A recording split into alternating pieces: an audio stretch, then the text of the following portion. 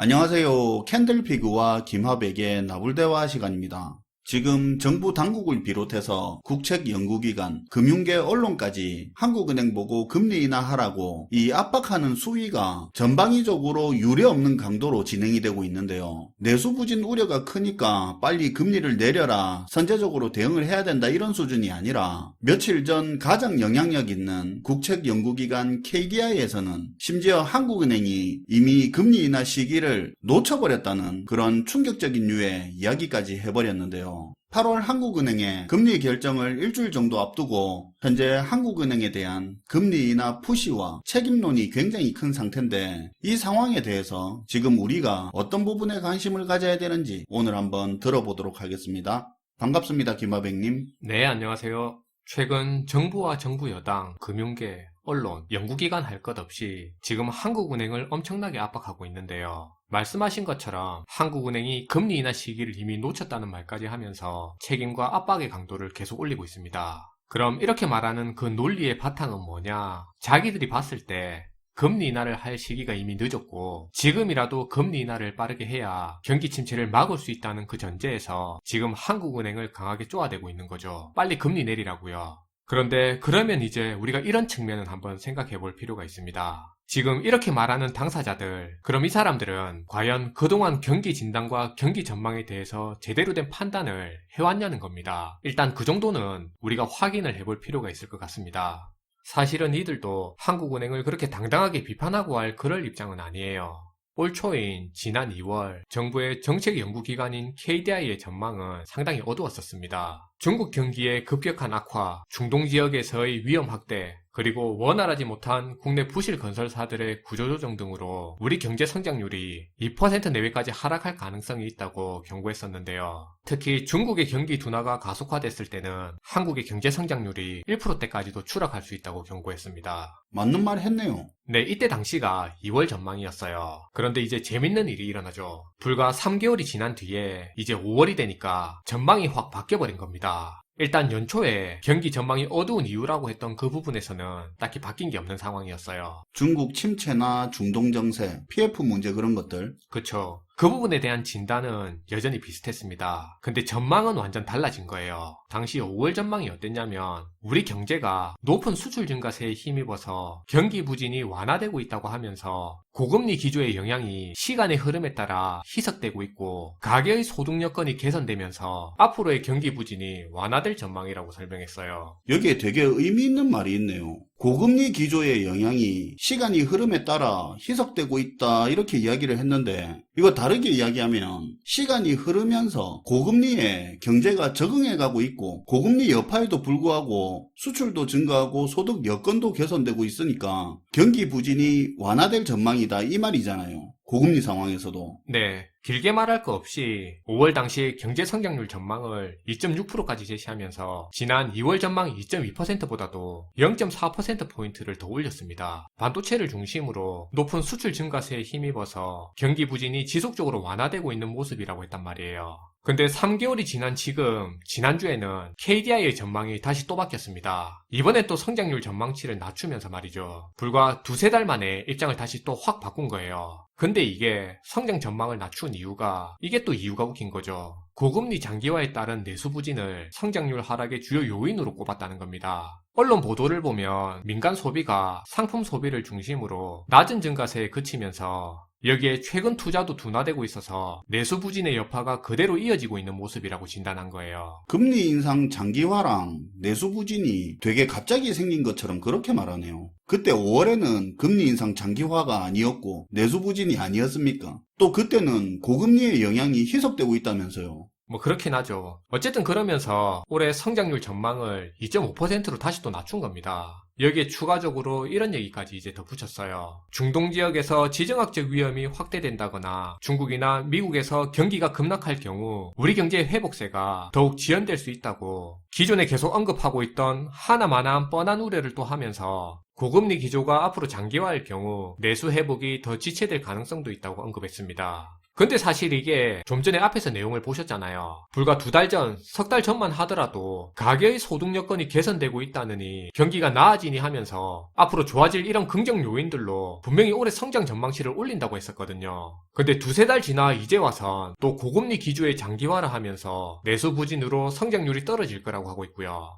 그러니까 이게 기존 전망을 꾸준히 계속 지켜봐왔던 입장에서는 이들의 전망과 분석에 신뢰를 갖기가 어렵다는 겁니다. 계속 바뀌니까 아무래도 그런 부분이 있죠. 네. 경기 진단과 전망을 기존에 했던 분석에서 일부 수정하고 조정하는 수준에서 그치는 게 아니라 지금 보면 경기 흐름에 대한 방향성 자체를 불과 한 반년 사이에 3번씩이나 바꿀 정도로 그 정도로 지금 오락가락하는 모습을 보이고 있잖아요. 이 말은 그만큼 지금 당장 한 분기 앞도 전망이 불가한 상황이라는 겁니다. 이 사람들이 능력이 떨어져서 그렇다는 게 아니에요. 최고의 엘리트들이라는 건 다 알고 있는 사실입니다. 하지만 지금 경제학계에서도 계속 나오는 이야기가 현재 경제 상황이 그동안 해오던 과거의 경제 측정 모델로는 제대로 된 평가가 안 될 만큼 그 정도로 지금 경제 환경이 많이 바뀌었다고 하고 있잖아요. 그리고 예전 영상에서도 한번 소개했었는데 예전에 한 경제연구원이 이런 인터뷰를 한 적이 있습니다. 그 사람이 자신이 최근에 들어 연구를 하면서 느끼는 게 자신의 연구 결과값으로 나온 이 경제 수치하고 자기가 실제 현실에서 보고 느끼고 하는 이 현상이 뭔가 잘 안 맞는 것 같다는 걸 최근 들어 많이 느낀다고 했거든요. 그게 어찌 보면 현재 경제 분석과 전망이 계속 틀리는 이유를 상징적으로 말해주는 것 같기도 하네요. 이제는 단순히 고용률이 높다고 그걸 경기 좋다고 할 수 없는 것처럼.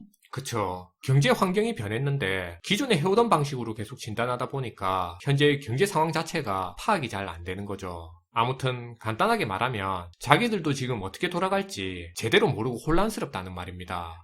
사실 원래 경기 진단, 전망이라는 게 시간이 지남에 따라 그때그때의 실물 경기 상황을 반영하면서 수정하고 조정해 나가는 게 맞습니다. 근데 여기서 말하는 수정이라는 건 어느 정도의 오차 수준을 줄여나가는 정도에서의 그런 수정을 말하는 거지. 그렇다고 지금처럼 경기의 흐름, 방향성 자체를 완전히 반대 방향으로 이렇게 확 트는 걸 의미하는 건 아니거든요.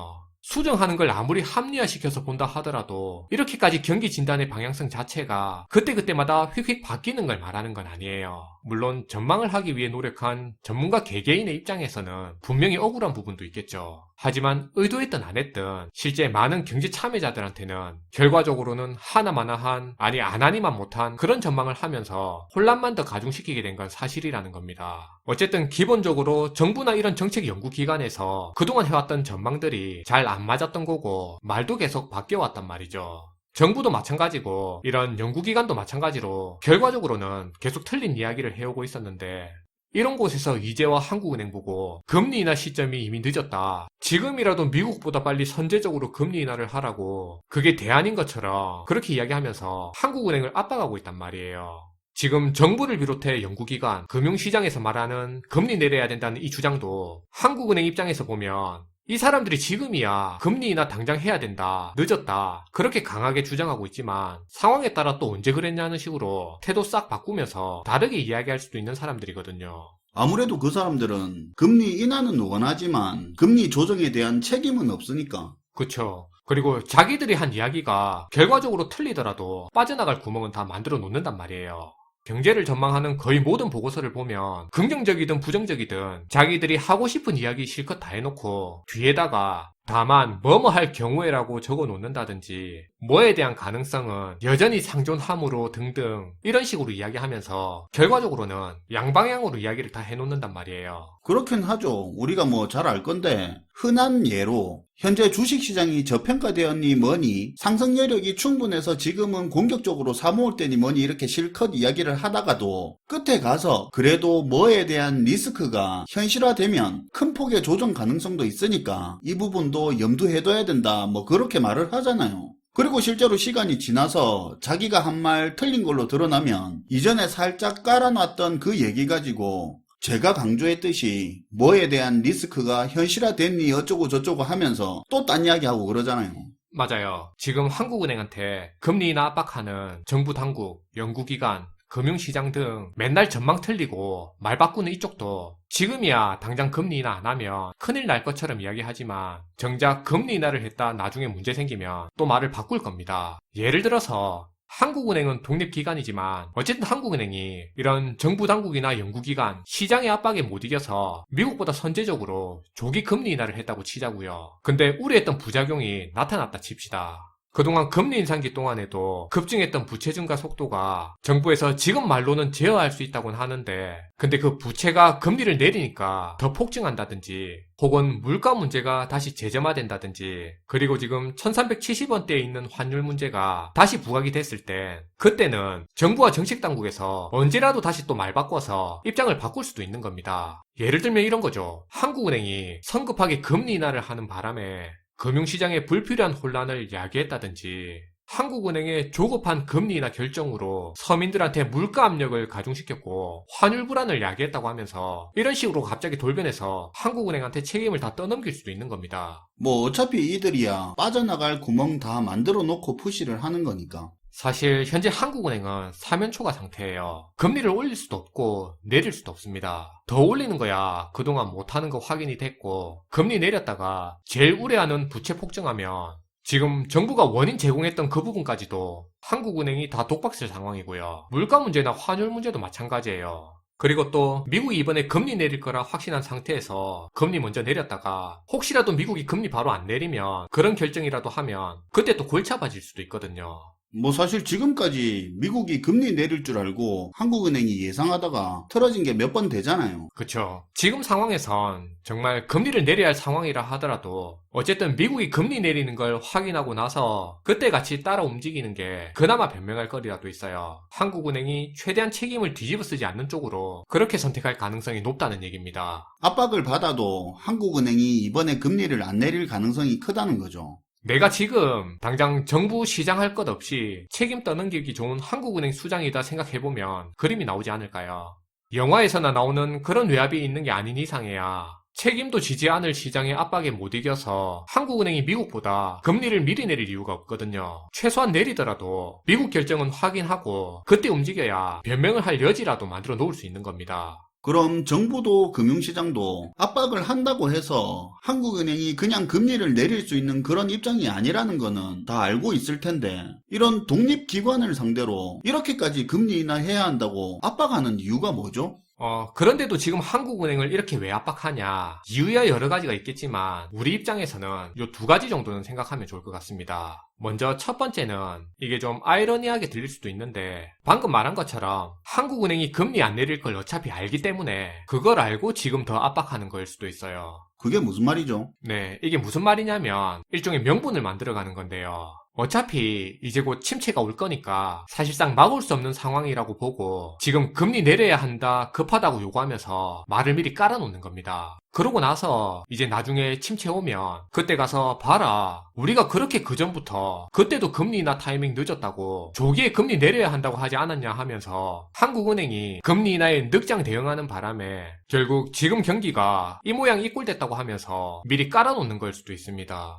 그런 의미에서 금리 안 내릴 걸 알고 지금 금리 얘기를 더 공개적으로 꺼내드는 것일 수도 있는 겁니다. 그리고 뭐 정부도 그렇고 금융시장도 그렇고 침체는 안 온다느니 노랜딩이니 하면서 이미 워낙 뱉어놓은 말들이 많으니까 자기들도 확실한 변명거리가 있어야 되겠죠. 물가도 2% 들어왔고 내수도 이 정도 감소하면 당연히 한국은행이 금리 인하를 할 줄 알았다고 하면서 그걸 바탕으로 전망을 했는데, 한국은행이 너무 몸살이는 바람에 금리 인하 못하고 경기 침체에 대응을 못해서 이렇게 됐다고 하면서 요리조리 빠져나가겠죠.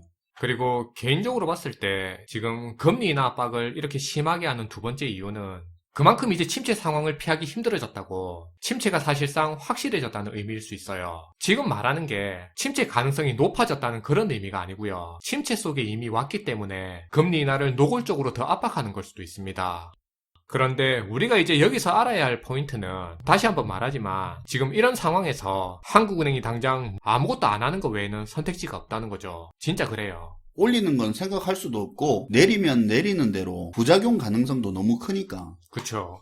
상황이 지금 여기까지 몰려있는 겁니다. 물론 뭐 한국은행을 두둔할 생각은 전혀 없어요. 한국은행도 그동안 금리 인상 기간 동안 단호함보다는 애매한 태도, 오락가락하는 태도를 더 많이 보여왔으니까요. 그렇다 하더라도 이 모든 것들이 한국은행이 다 컨트롤할 수 있는 것도 아니고 한국은행의 책임만도 아닌 건 사실이죠. 아무튼 지금 이런 상황이기 때문에 당장에 금리 인하를 하니 많이 하는 그 포인트는 중요한 게 아니고, 그리고 또 사실 금리 내린다고 올 침체가 안 오는 것도 아니고요. 그동안의 경기 진단을 통해서 우리가 이미 확인한 것처럼 경기 진단이나 전망 자체가 아무 의미 없다는 걸 이걸 알아야 됩니다. 사실 반년 동안 전망의 방향이 3번이나 바뀌었을 정도면 전망을 안 하는 게 더 낫습니다. 그래서 오히려 지금 상황과 같은 경우에는 경제 관련된 전망이나 정보들이 너무 혼란을 주고 있는 상황이기 때문에 이럴 때는 차라리 경제 정보를 최대한 차단하고 내 주변에서 일어나고 있는 일들을 보면서 내가 직접 상황 판단을 하는 게 더 나을 수가 있어요. 네, 오늘도 잘 들었습니다. 김화백님. 네, 감사합니다. 지금 나오는 경제 전망이나 분석들이 진짜 여러분들이 2달, 석 달 전 거만 과거로 돌아가서 체크해 보시면 알겠지만 진짜 전망이라는 게 한 분기 앞을 제대로 내다보지 못하는 그런 상황입니다. 그런 전망은 오히려 방해만 되고 안 보는 게 나을 수도 있는데요. 우리 그런 거 있잖아요. 내가 뭐 좀 신중하게 보면서 생각하고 있는데 옆에 친구들이 이렇다 저렇다 옆에서 계속 이야기하고 그러면 우리 그때 뭐라고 합니까? 좀 조용히 가만히 좀 있어봐라. 보고 있잖아. 생각 좀 하자 하면서 혼란을 방지하려고 외부 잡음을 인위적으로 차단시키잖아요. 우리는 지금 더 많은 정보를 구하고 전망을 찾는 것보다 오히려 정보를 좀 차단하고 내 눈앞에 보이는 현실을 더 객관적이고 심도 있게 보는 게 중요한 것 같습니다. 시청해주셔서 감사하고요. 지금까지 나불대화 시간이었습니다.